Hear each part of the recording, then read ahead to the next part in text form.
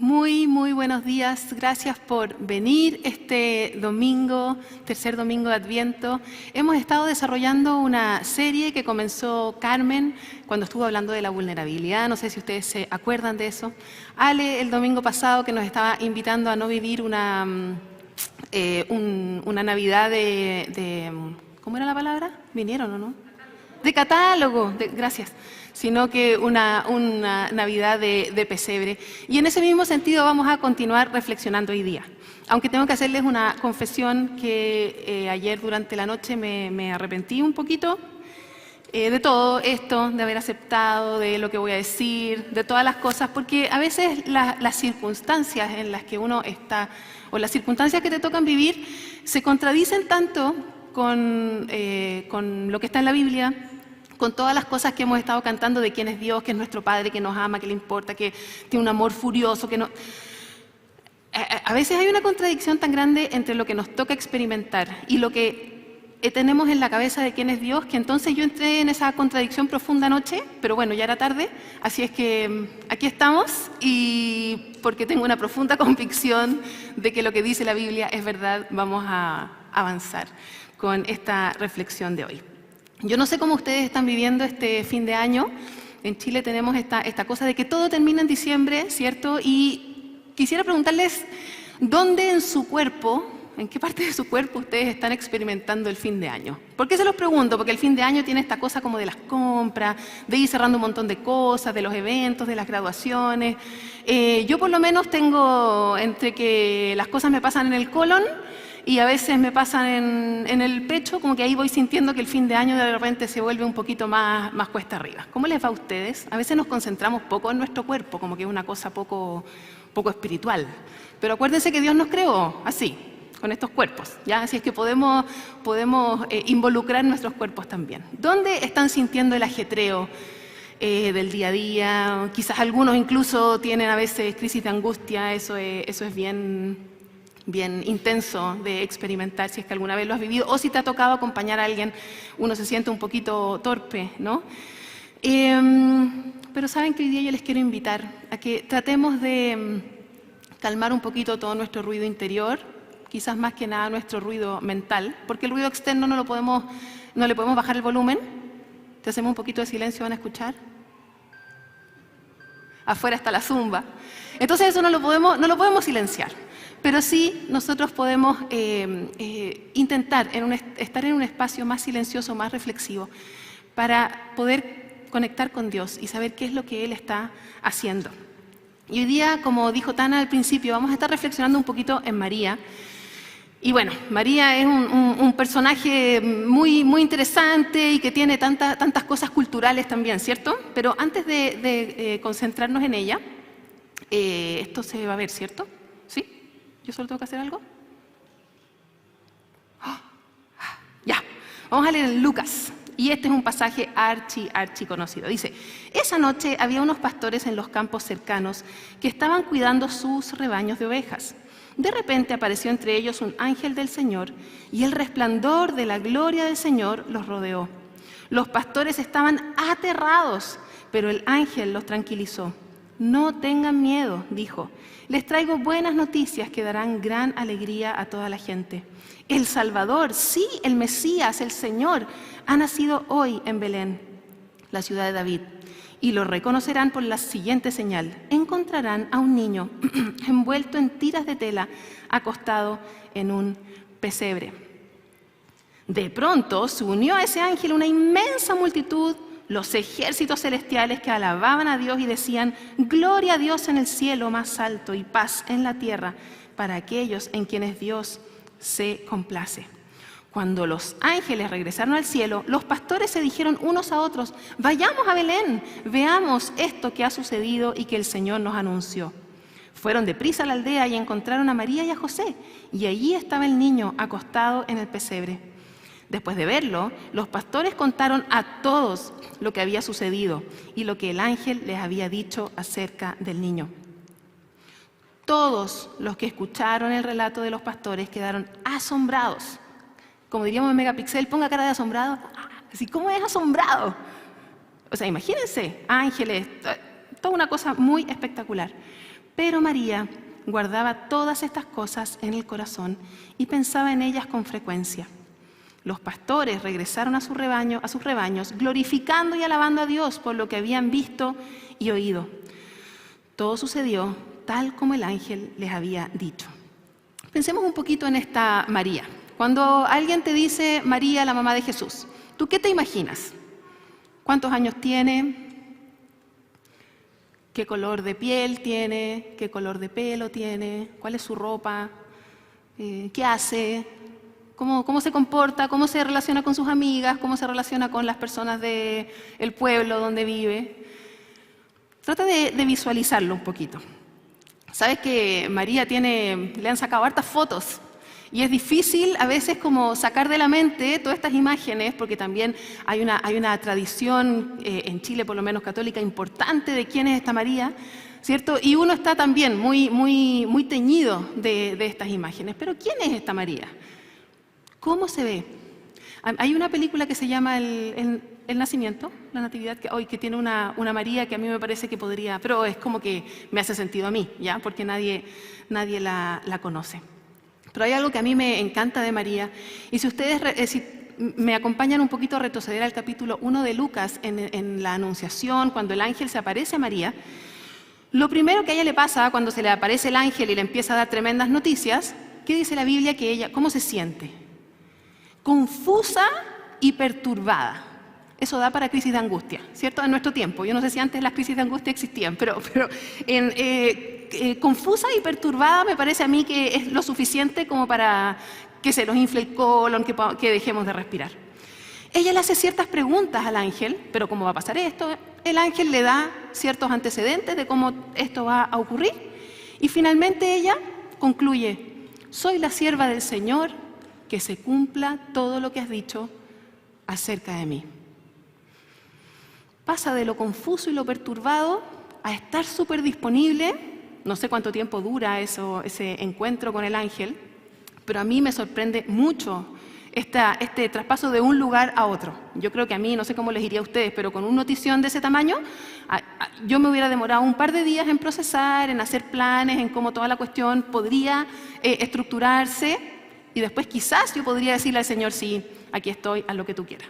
Pero María tiene algo en su carácter o algo que ella había comprendido que le permite ir de esta confusión a esta templanza, a esta contemplación. Es esa misma contemplación que vemos después, ¿cierto? En el texto que leímos recién, donde dice: pero María guardaba todas estas cosas en el corazón y pensaba en ellas con frecuencia. Ustedes saben, no sé si han tenido la experiencia, pero mi marido cuenta chistes muy fome y hoy día en la mañana, mientras estábamos repasando esto, y yo dije: María guardaba todas estas cosas en su corazón, y él añadió: y no las publicaba en Instagram. Pero es cierto, a veces nosotros, más que guardar y reflexionar sobre las cosas y darle la vuelta, oye, esta audiencia te quiere, porque esta audiencia se ríe de tus chistes, yo no puedo con eso, ya. Ella tiene este asunto de ir para adentro y de guardar y reflexionar. Las que han sido mamás o las que han acompañado a una hermana, una amiga que ha sido una mamá especialmente primeriza, quizás les cuesta un poco empatizar con esta cosa tan calmada, tan tranquila. ¿Cómo es posible que la Biblia reporte tanta calma? Nuestro amigo Scott Erickson, que es el que nos prestó esta exposición, hace algunos dibujos y algunas reflexiones sobre este tiempo de María. Él dice: ¿cómo se habrá sentido María los 3 primeros meses? A veces, como la pensamos tan santa y con la aureola y toda esta cuestión, quizás pensamos que ella no tuvo malestares de embarazo. Pero lo más lógico sería que si Jesús vino a ser persona a un cuerpo, María también tuvo que experimentar todas estas cuestiones, capaz que tenía náuseas matutinas, que se sentía mareada, quizás tenía antojos y no era tan fácil como para conseguir las cosas raras que se le podían ocurrir comer, ¿cierto? Es como que ella tenía la presencia de Dios misma en su guata, y aún eso era un poco displacentero. La presencia de Dios a veces tiene eso. Siempre nos imaginamos que puede ser cosas como muy maravillosas, pero a veces tiene cierta incomodidad. María tuvo que pasar por el parto. en circunstancias donde no había epidural, ¿cierto?, ni ninguna de estas cuestiones, eso tiene que haber sido también un proceso intenso, doloroso, quizás angustioso, no lo sabemos. Jesús nació y ese bebé, perdónenme si esto les parece un poquito hereje, pero la verdad es que el bebé Jesús, en ese cuerpo que tenía, requirió incluso esto, no lo voy a decir con palabras para no exagerar, pero es que también había que cambiarle la ropa, también había que mudarlo. Entonces, ¿cómo María mantenía esta actitud de contemplación y de reflexión mientras vivía todas estas otras cosas? Capaz que la pobre no podía dormir por mucho tiempo, y hay que ver, cuando los que han sufrido de insomnio saben que qué terrible es tener que levantarse el otro día cuando no has dormido ninguna cosa. Para mí, cuando yo fui mamá por primera vez con la Maya, con el Ale, nos pasaba que dormía, y dormía tan profundo que parecía que no estaba respirando, y entonces nosotros la despertábamos solo para asegurarnos de que estaba viva, y entonces se ponía a llorar como loca, y entonces nos arrepentíamos de haberla despertado, y así entrábamos en un ciclo. Pero es porque sientes tanta necesidad de cuidar ese bebé. Y yo pienso, ¿cómo habrá sentido María de que no solamente estaba cuidando un bebé, sino que estaba cuidando al Salvador del mundo? ¿Se imaginan? ¿Se imaginan le pasa algo al Salvador del mundo, que vino un ángel y te dijo, cuídalo, y después le pasa algo? ¿No lo encuentran como, yo solo me angustio con estas cosas? No sé, yo lo encuentro como yo lo encuentro un desafío muy, muy, muy grande. ¿Cómo puede una misma persona experimentar estas dos realidades? ¿Cómo se puede vivir en medio de los ajetreos y las dificultades del día a día y al mismo tiempo mantenerse confiado, confiada de que Dios está en control? Yo no sé cómo les va a ustedes pensando, o si tienen estas certezas en el día a día, cuando están así bien acelerados, si es que realmente sienten que Dios está en control de las cosas. Es una sensación, es como, todo va a estar bien, Dios está en control de las cosas. ¿Les pasa esto? A mí a veces se me olvida. Lo que me gusta a mí de la Biblia es que no solamente vemos esta dualidad en la vida de María, por un lado todo este ajetreo y toda esta vida y todo este desafío tremendo que ella tenía, y la actitud de templanza, porque eso lo vemos en distintas partes de la Biblia. Por ejemplo, en los Salmos, el rey David. ¿Hasta cuándo? Y me persiguen mis enemigos, y realmente lo perseguían los enemigos y corría peligro de muerte, ¿cierto? ¿Y hasta cuándo, Señor? Y en ese mismo salmo termina, en paz me acostaré y asimismo dormiré, porque solo tú me haces vivir confiado. Y yo como, pero ¿cuánto rato se demoró este señor en decir todas estas cosas? Y después se va a dormir y duerme bien. Entonces, ¿hay alguna pista aquí que todos nosotros, los insomnes neuróticos con el colon inflado, nos estamos perdiendo? Pablo, por ejemplo, que estaba encarcelado con peligro de muerte, y también sus reportes no son como, todo se pudrió, la misión no va a poder ocurrir, me encarcelaron, estoy tan contento porque ahora sí que sí, y me cambian el soldado a cada rato que me cuida, entonces más y más puedo predicar. ¿Qué sabían estas personas? ¿Qué tenían ellos que aparentemente no hemos entendido nosotros? Quizás podríamos pensar que María podía estar con esta calma porque como tenía al bebé Jesús, lo veía todo el rato, entonces se acordaba, no, me acuerdo, Jesús está conmigo. Quizás nosotros necesitaríamos como un bebé Jesús que nos estuviera recordando eso. ¿Será eso? Yo tengo la impresión que no. Porque miren, por ejemplo, el pueblo de Israel cuando andaba por el desierto. Las múltiples expresiones, los milagros, que la nube, que el fuego, que el maná, que esto, que el mar. Y la verdad es que ellos caminaban un par de metros y se olvidaban y empezaban y con puro lío y se olvidaban de Dios y después de nuevo. Tengo la impresión de que no tiene que ver con las evidencias como físicas, materiales o de milagros que pudiéramos tener. A veces pensamos, que si Dios viniera o si un ángel me dijera, yo creo que aún así correríamos el peligro de olvidarnos porque nuestro corazón es engañoso y nuestras mentes son muy frágiles. María entendió algo, y es algo que nosotros también necesitamos entender y procesar. Permítanme hacer una pausa. Esta serie de Adviento que estamos estudiando se llama Amor encarnado, ¿cierto? Y hemos visto ahí la figura de María embarazada. Ahora, la realidad de la encarnación es una cosa bien misteriosa, porque esta palabra como que la usamos en la iglesia súper normal, encarnación, y yo no sé fuera de la iglesia en qué otra circunstancia se usa esa palabra. No lo voy a decir porque es medio asqueroso, pues, pero ¿en qué otra circunstancia ustedes han escuchado esto de encarnado? En la iglesia es una cosa súper santa, quizás reflexionamos un poquito sobre eso. ¿Qué es esto del amor encarnado? Cuando hablamos de amor encarnado, estamos diciendo que hay un Dios que se hizo persona, que usó un cuerpo humano como el nuestro, que necesitaba cuidados, alimentación, cariño, afecto, que necesitaba respirar, igual como nosotros necesitamos respirar. Un cuerpo humano así como el nuestro. Richard Foster, en su libro Ríos de Agua Viva, recomendado, explica la realidad de la encarnación de la siguiente manera. La encarnación se ocupa de la relación entre el espíritu y la materia. Dios se manifiesta a nosotros a través de medios materiales. Ahora bien, lo espiritual y lo material no se oponen, por el contrario, se complementan. Lejos de ser malo, lo físico tiene por objeto ser lugar de habitación de lo espiritual. Somos creados para recibir la vida de parte de Dios, que es espíritu, y para expresar esa vida a través de nuestros cuerpos en el mundo físico donde vivimos. El mundo material es creado en parte para hacer visible y manifiesto el plano del espíritu invisible. De eso nos habla Romanos cuando dice que la creación nos ayuda a conocer al Dios invisible, ¿cierto? De eso se trata la encarnación, de relacionar esta realidad física que nosotros vivimos con el mundo espiritual que tantas veces nosotros mismos como que disociamos o separamos. La realidad de este amor encarnado o de Dios hecho persona debería ayudarnos a nosotros a entender que no hay un divorcio entre nuestra vida espiritual y las tensiones propias de nuestra día a día. Y cuando digo tensiones propias de nuestro día a día, digo cosas tan como básicas como levantarnos, como lograr que los hijos vayan que tomen desayuno y que salgan a tiempo al colegio, o llegar a tiempo al trabajo cuando el metro no funciona, o mantenernos saludables con el coronavirus, o cosas mucho más complejas como enfermedades, dificultades en el matrimonio, traiciones directamente, de ese tipo de cosas. Nosotros no necesitamos estar en un lugar físico como este, aunque qué rico es encontrarnos, pero no necesitamos este espacio necesariamente para encontrarnos con Dios, porque Él se manifiesta en las cosas más pequeñas, aun cuando nosotros jugamos con un niño, cuando nos detenemos a saludar a un anciano.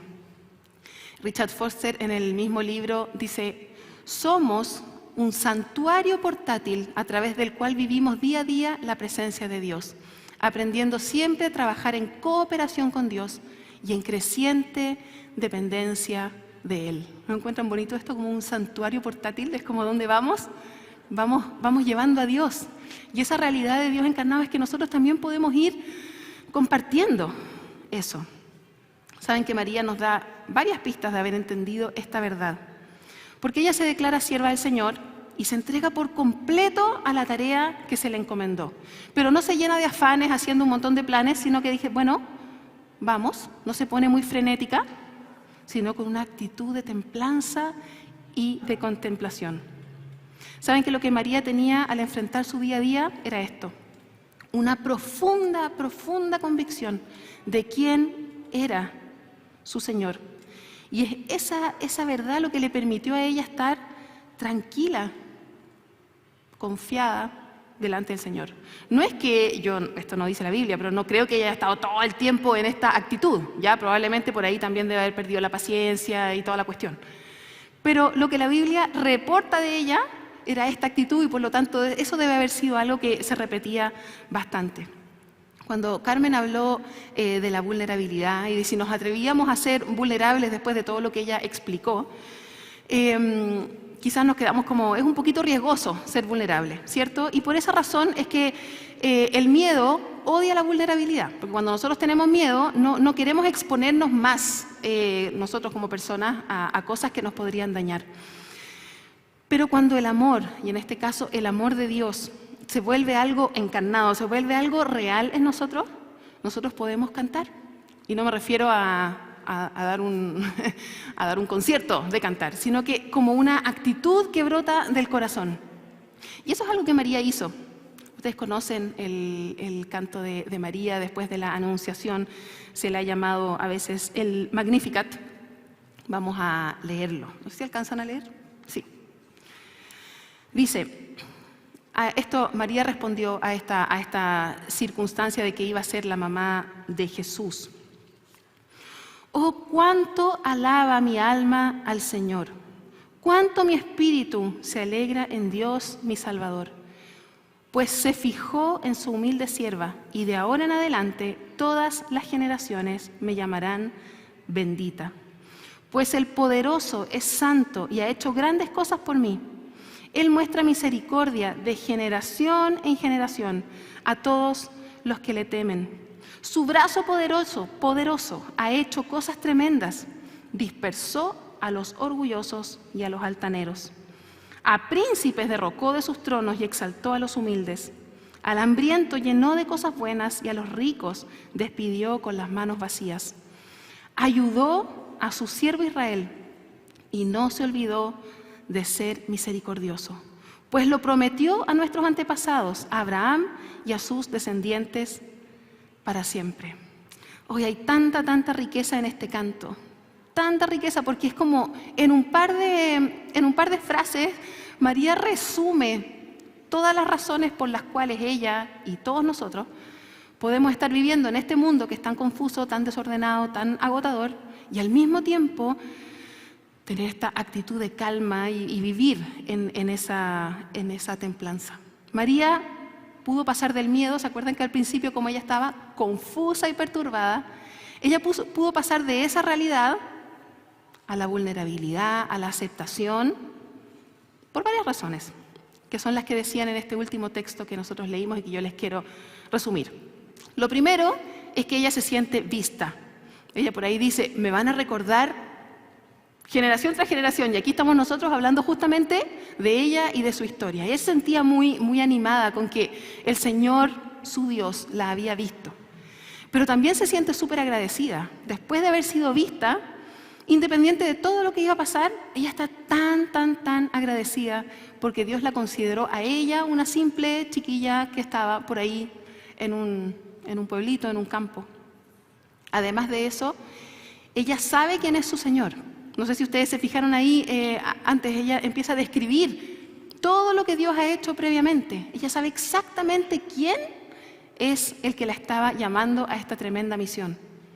Por esa razón, porque ella conoce quién es su Señor, ella puede descansar en Él, aún anticipando todo lo que va a venir. Y por todas estas razones, ella puede comprometerse con la misión sin mucho afán. Y a mí me parece eso tan precioso. Ella tenía una profunda convicción de que su historia, su parte, la vida que a ella le estaba tocando vivir, era parte de una historia mucho más grande. Y yo te pregunto a ti hoy día, ¿tú te sientes visto o vista por el Señor? Porque yo tengo que confesar que yo he pasado por momentos en que he pensado, yo creo que Dios está tan ocupado con tanta historia y con tanta cosa que quizás se olvidó de esta hija en particular. Y podría ser normal sentirnos en algún momento como, chuta, pasé de largo. ¿Se sienten ustedes vistos o vistas por el Señor? ¿Esta realidad hace que ustedes puedan como brotar en gratitud? ¿O en realidad las circunstancias hacen como, oh, ¿hasta cuándo? ¿Hasta cuándo estoy tan cansado? ¿Qué pasaría si en nuestro día a día la realidad de la encarnación nos hiciera cantar como hizo María? Como que brotaran palabras de nosotros que como, estoy asombrada, sé quién eres y por eso puedo confiar en ti.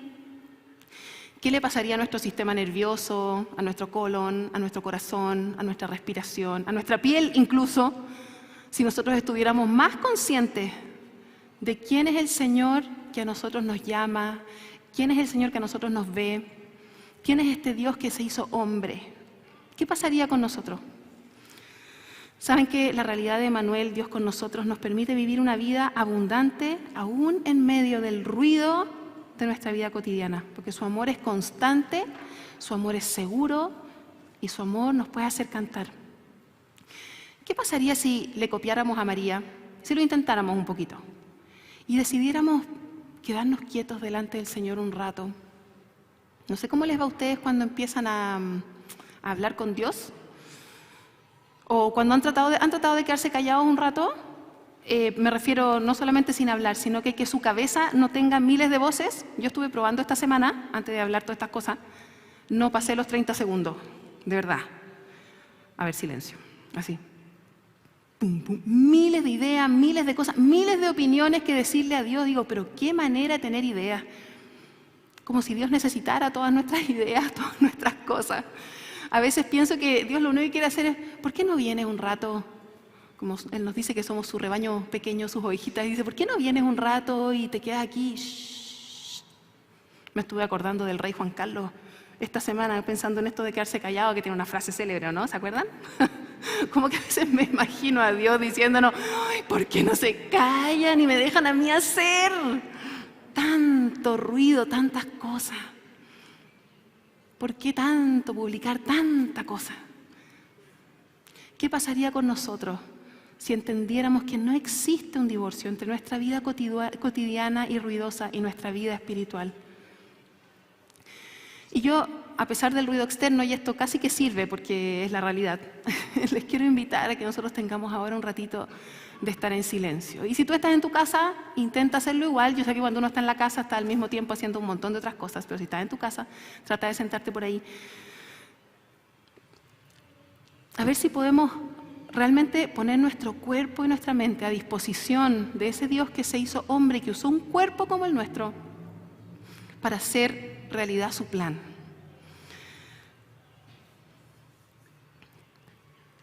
¿Les va a parecer muy raro, muy místico si nos quedamos callados un rato? No es necesario ni siquiera que estén orando. Traten de descubrir cuánto rato pueden estar en silencio. Quizás Dios tiene cosas que decirnos, cosas que susurrar a nuestro espíritu. Estén quietos y vean que yo soy Dios. Él nos dice, pónganse en acción y hagan miles de cosas como, shh, simplemente quédense tranquilos y vean que yo, el Señor de la historia, estoy a cargo. Quiero pedir que te sientas cómodo, que te sientes así, no sé, con las piernas como te acomodes. Si quieres poner tus manos hacia arriba en señal de recibir algo, concéntrate en tu respiración. ¿Han pensado que la respiración es una de las señales más permanentes y constantes de que el Señor está con nosotros? Nuestro aliento de vida. Si tu cabeza se quiere, si tu mente se quiere ir a otra parte, tráela con cariño de vuelta. Bendice, alma mía, al Señor y no te olvides ninguno de tus beneficios. Guardemos silencio un ratito.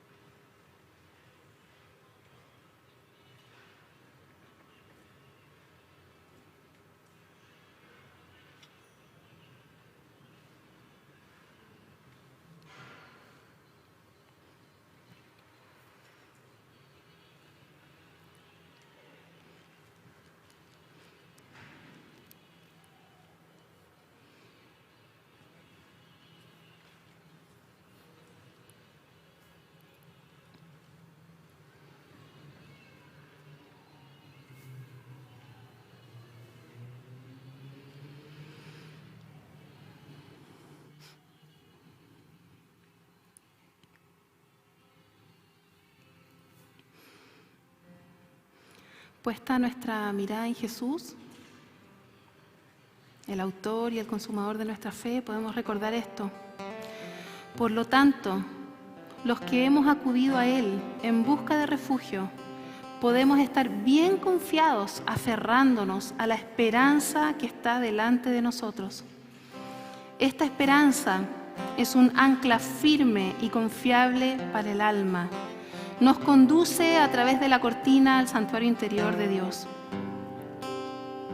Podemos estar bien confiados aferrándonos a la esperanza que está delante de nosotros. Esta esperanza es un ancla firme y confiable para el alma.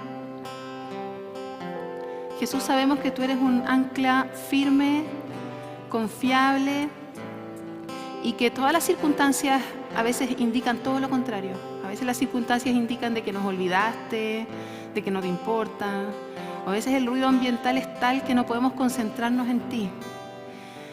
Pero yo te quiero pedir, Jesús, que tú nos ayudes a fijar nuestra mirada en ti y saber que nuestro socorro solamente proviene de ti, de ningún otro lugar, que nuestra calma proviene de ti, que tú pusiste en la Biblia seres humanos comunes y corrientes para que podamos entender que así como ellos, nosotros también podemos guardar silencio delante de ti, reconocer que tú eres Dios y reconocer que tú eres el Señor de la historia grande, pero también Señor de nuestra historia, de nuestro día a día, de las cosas grandes y de las cosas pequeñas que nos tocan enfrentar. Señor, queremos escucharte, pero para eso sabemos que tenemos que callarnos, tenemos que estar en calma, que tenemos que respirar, porque tú estás en todas partes. De eso se trata el Verbo encarnado, de eso se trata que tú hayas venido a esta tierra, que tú estás en todas partes y estás con nosotros. Señor, que no olvidemos que somos estos santuarios portátiles, que andamos contigo para todas partes, que no olvidemos que tenemos el Espíritu Santo que nos ayuda a recordar y que no necesitamos 1.000.000 de palabras para comunicarnos contigo, porque el Espíritu Santo se encarga de eso, de traducir todo lo que pasa dentro de nosotros. Y que tú eres más grande que nuestros pensamientos, que nuestros descuidos, eres más grande que nuestros olvidos. Que aunque nosotros nos olvidemos, tú permaneces fiel. Y Señor, a través de esta canción queremos poner en palabras y queremos cantar como cantó María. Quizás no tenemos la suficiente creatividad para inventar una canción, pero gracias porque tú nos dejaste los salmos para que los cantemos también, para que nuestra mente te alabe, nuestra mente entienda quién eres tú. Gracias por tu eterno amor y gracias por venir a este mundo para que la realidad del Verbo encarnado sea realidad en nuestra vida cotidiana.